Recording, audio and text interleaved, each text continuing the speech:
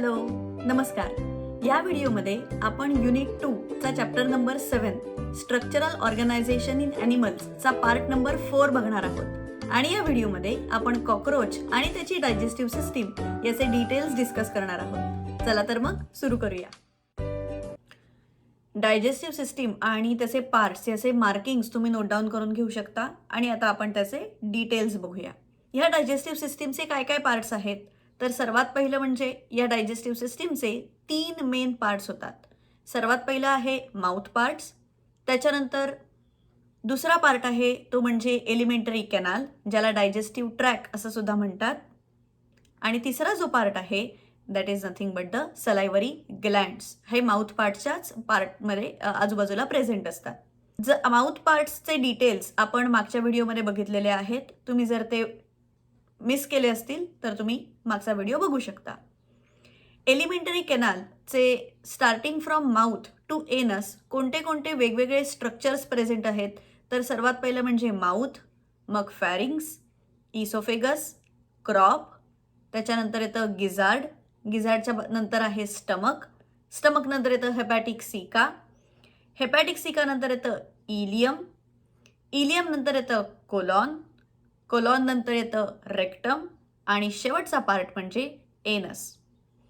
हे जे स्ट्रक्चर्स आहेत एलिमेंटरी कॅनालचे, हे सुद्धा 3 मेन पार्ट्समध्ये डिवाइड केलेले आहेत. माउथ टू गिझार्ड हा जो पार्ट आहे त्याला फोरगट असं म्हणतात. गट रिप्रेझेंट्स एलिमेंटरी कॅनाल, सो सुरुवातीचा भाग या गटचा म्हणून फोरगट, आणि त्याचं टेक्निकल नाव आहे स्टोमोडियम. नंतर स्टमक आणि हेपॅटिक सिका मिळून तयार होतं मिडगट, आणि ह्याचं टेक्निकल नाव आहे मिसेंटरॉन. आणि इलियम ते एनस ला म्हणतात हाइंडगट, आणि ह्याचं टेक्निकल नाव आहे प्रोक्टोडियम. सो फोरगट म्हणजे स्टोमोडियम, मिडगट म्हणजे मिसेंटरॉन आणि हाइंडगट म्हणजे प्रोक्टोडियम. आता वन बाय वन आपण डिटेल्स डिस्कस करूया. सर्वात पहिला पार्ट आहे तो म्हणजे फोरगट. या फोरगटमध्ये स्टार्टिंग फ्रॉम माउथ, मग फॅरिंग्स, मग इसोफेगस, क्रॉप आणि गिझार्ड हे 5 स्ट्रक्चर्स येतात. माउथ पार्ट आपण मागच्या व्हिडिओमध्ये डिस्कस केलेले आहेत. ह्या माउथ पार्टपैकी मॅन्डिबल्स आणि मॅक्सिले यांच्यामध्ये एक कॅव्हिटी तयार होते. ह्या सेंटर ऑफ द कॅव्हिटीमध्ये टंग प्रेझेंट असते. ह्या टंगचं टेक्निकल नाव काय आहे, तर ते म्हणजे हायपोफॅरिंग्स. या टंगचं मेन फंक्शन काय आहे, सर्वात पहिलं फंक्शन आहे की फूड जे काही खाईल, कॉकरोच जे काही फूड खाईल त्या फूडला खाली फॅरिंग्सकडे ढकलणं, हे मेन फंक्शन आहे हायपोफॅरिंग्सचं. सलायवरी डक्ट्सच्या बेसमध्ये हायपोफॅरिंग्स प्रेझेंट असते.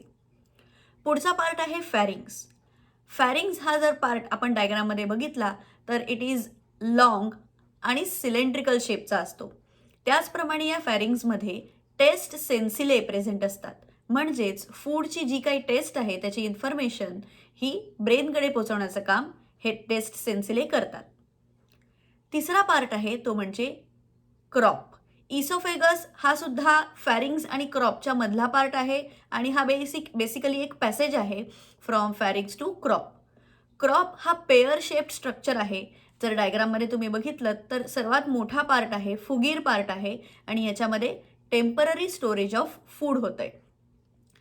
क्रॉपच्या पुढचा पार्ट जर आपण बघितला तर तो आहे गिझार्ड. गिझार्ड हा एक छोटासा पार्ट आहे आणि it works like a mixer. या गिझार्डमध्ये 2 पार्ट्स असतात. एक म्हणजे स्मॉल स्पायरॅकल स्ट्रक्चर्स त्याला म्हणतात आतल्या बाजूने, बाहेरच्या बाजूने आउटर साईडने सर्क्युलर मसल्स प्रेझेंट असतात. हे ह्या स्पायरॅकल्सचं फंक्शन कंट्रोल करतात. आणि आतल्या बाजूला 6 इनर ब्रिसल्स प्रेझेंट असतात किंवा 6 इनर सर्कलेट्स प्रेझेंट असतात. ह्या सर्कलेट्सना टीथ असं पण म्हणतात, आणि हे मेन काम करतात ग्राइंडिंग ऑफ फूडचं. सो बाहेरच्या बाजूने थिक सर्क्युलर मसल्स जे ह्या टीथचं मूव्हमेंट कंट्रोल करतील, आणि आतल्या बाजूने 6 नंबर ऑफ इनर सर्कलेट्स. त्याचबरोबर या सर्कलेट्सला अटॅच्ड बॅकवर्डली डायरेक्टेड प्रेझेंट असतात, ते म्हणजे ब्रिसल्स. या ब्रिसल्सचं मेन काम काय आहे, तर फिल्टर करणं. जे काही फूड ग्राइंड केलेलं आहे विथ द हेल्प ऑफ सर्कलेट्स त्याला फिल्टर करण्याचं काम हे ब्रिसल्स करतात. सो ॲब्झॉर्प्शनचं काम पुढे सोपं जाईल. जर दुसरा पार्ट बघितला आपण तो म्हणजे मिडगट. मिडगट ऑफ कॉकरोच मध्ये 2 मेन पार्ट्स येतात, स्टमक आणि हेपॅटिक सिका. सर्वात पहिला पार्ट आहे तो म्हणजे स्टमक आणि या स्टमकला व्हेंट्रिक्युलस असं सुद्धा म्हणतात. व्हेंट्रिक्युलस हे स्टमकचं टेक्निकल नाव आहे. या स्टमकचं मेन फंक्शन आहे ते म्हणजे डायजेशन आणि ॲब्झॉर्प्शन. जे काही ग्राइंडेड फूड गिजार्डकडनं येईल त्याला कम्प्लिटली डायजेस्ट करणं आणि न्यूट्रियंट्सना ॲब्झॉर्ब करणं हे मेन फंक्शन आहे. पुढे हेपॅटिक सीके जर आपण बघायला गेलो तर हे काही थिक स्ट्रक्चर्स प्रेझेंट असतात आणि हे hepatic caeca basically junction of foregut आणि मिडगट यांच्या अवतीभोवती प्रेझेंट असतात. So at the junction of foregut आणि मिडगट हे हेपॅटिक सीके प्रेझेंट असतात. डायग्राममध्ये दाखवल्याप्रमाणे बघायला गेलो तर 6 ते 8 6 to 8 blind ट्युब्यूल like structures present आहेत. ट्युब्यूल ह्याला असं म्हटलेलं आहे because they are like small tubes. So छोट्या ट्यूबला ट्युब्यूल असं म्हणतात आणि ब्लाइंड ह्याच्यासाठी कारण ते बाहेरच्या बाजूने बंद आहेत, त्यांचं ओपनिंग दुसरीकडे कुठेही नाही आहे. सो या हेपॅटिक सिकेचं मेन फंक्शन आहे to secrete the digestive enzymes.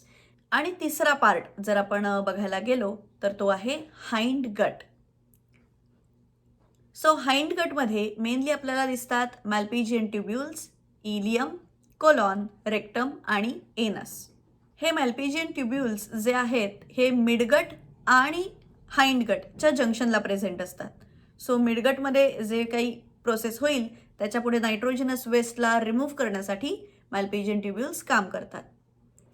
Ilium is nothing but the intestine. So हे बेसिकली एक शॉर्ट आणि नॅरो स्ट्रक्चर प्रेझेंट आहे आणि आपण डायग्राममध्ये बघितलं तर छोटासा पार्ट आहे, त्याचं डायमीटर पण कमी आहे आणि anterior part of the ileum is basically connected to Malpighian ट्युब्यूल्स.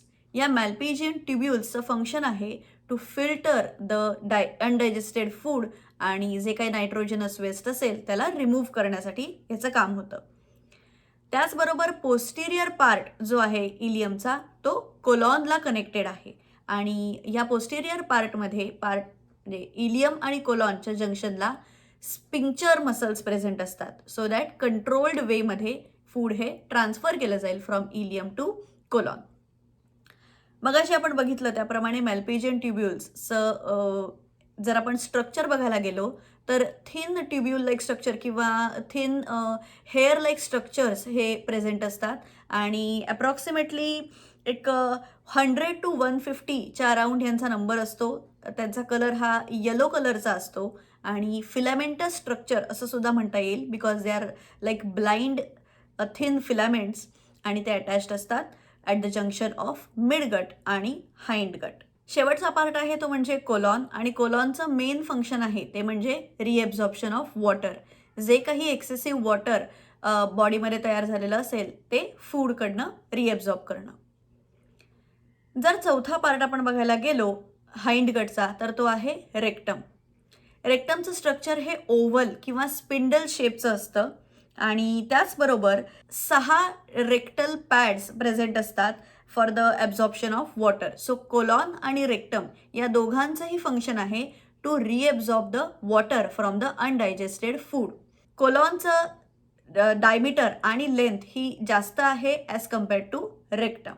त्याच्यानंतर हे जे रेक्टम आहे it opens outside through a small opening आणि त्याचं नाव आहे एनस. एनसची जी पोझिशन आहे ती आहे व्हेंट्रल पोझिशन. व्हेंट्रल म्हणजे लोअर साईड आणि नियर 10th सेगमेंट जी सेगमेंटेड बॉडी आहे. सो 10th सेगमेंटच्या जवळ ह्या एनसचं ओपनिंग प्रेझेंट असतं. आता काही इम्पॉर्टंट पार्ट्स आपण इथे बघायला गेलो तर ते म्हणजे हाइंड गटचा जो डायमीटर आहे हा मोठा आहे, हा ब्रॉड आहे ॲज कम्पेअर्ड टू मिडगटचा डायमीटर. डायग्राममध्ये सुद्धा आपण बघू शकतो कोलॉनचा जो डायमीटर आहे हा मिसेंटरॉनपेक्षा मोठा आहे. So hind gut is broader than midgut आणि एलिमेंटरी कॅनालची जी लेंथ आहे ती जवळजवळ 6 to 7 सेंटीमीटर एवढी लेंथ आहे आणि it is of varying diameter. अजून एक महत्त्वाचा पार्ट म्हणजे कोलॉन हे जे स्ट्रक्चर आहे is thicker as compared to ileum. इलियमचं स्ट्रक्चर बघितलं तर तो छोटा आहे डायमीटर आणि कोलॉन हा थिक आहे. डायग्राममध्ये तुम्ही बघू शकता. आपण डायजेस्टिव्ह सिस्टीमचे माउथ पार्ट्स मागच्या व्हिडिओमध्ये बघितले. इथे एलिमेंटरी कॅनल बघितले. आता राहिलाय सलायव्हरी ग्लँड्स. सो शेवटचा पार्ट ऑफ डायजेस्टिव्ह सिस्टीम बघूया, सलायव्हरी ग्लँड्स, ज्याच्यामध्ये सलायव्हरी डक्ट्स आणि सलायव्हरी रिझर्वॉयर हे इन्क्लूड होतात. सलायव्हरी ग्लँड ही पेयर्ड स्ट्रक्चर आहे. सो 2 युनिट्स प्रेझेंट असतात. ते ओरिजिनेट होतात माउथ कॅव्हिटीच्या आजूबाजूने आणि त्याचं मेन फंक्शन आहे ते म्हणजे सिक्रिशन ऑफ सलायवा. हा जो काही सलायवा तयार झालेला असेल थ्रू सलायव्हरी डक्ट हे माउथमध्ये रिलीज केलं जातं आणि process of digestion of food ही माउथमध्येच सुरुवात होते. या सलायव्हरी ग्लँड्समध्ये 2 ग्लँड्युलर स्ट्रक्चर्स किंवा 2 ग्लँड्युलर लोब्स प्रेझेंट असतात प्रत्येक पार्टमध्ये, प्रत्येक ग्लँडमध्ये, आणि एक रिझर्वॉयर प्रेझेंट असतो. जर डायग्राममध्ये बघितलं तर जो ओबडधोबड जो पार्ट आहे तो आहे सलायव्हरी लोब किंवा ग्लँड्युलर लोब, आणि जो सरळ पार्ट आहे डार्कर कलरचा आहे तो आहे सलायव्हरी रिझर्वॉयर. आणि मग अशी म्हटलं त्याप्रमाणे 2 ग्लँड्स प्रेझेंट असतात, म्हणजे a pair of salivary gland is present in cockroach body. हे जे लोब्स आहेत हे बेसिकली इररेग्युलर स्ट्रक्चरचे किंवा इररेग्युलर शेपचे असतात आणि जनरली व्हाईटिश कलरचे असतात. त्याचबरोबर सलायव्हरी डक्ट्स जे आहेत ते ओपन होतात माउथ कॅव्हिटीमध्ये at the base of the salivary glands किंवा at the base of hypopharynx. आपण मगाशी बघितलं त्याप्रमाणे सलायव्हरी डक्ट्स हे ओपन होतात. तुम्हाला जर हा व्हिडिओ आवडला असेल तर जरूर लाईक करा, कमेंट करा आणि तुमच्या सर्व मित्रमैत्रिणींबरोबर शेअर करा. त्याचबरोबर या पुढच्या भागांचं पहिलं नोटिफिकेशन तुम्हाला यायला हवं असेल तर माझ्या चॅनलला सबस्क्राईब करायला अजिबात विसरू नका. ह्याच्या आधीचे भाग तर तुम्ही मिस केले असतील तर इकडे दिलेल्या लिंक्सवर तुम्ही क्लिक करू शकता आणि तो तुम्ही बघू शकता. धन्यवाद. All the best.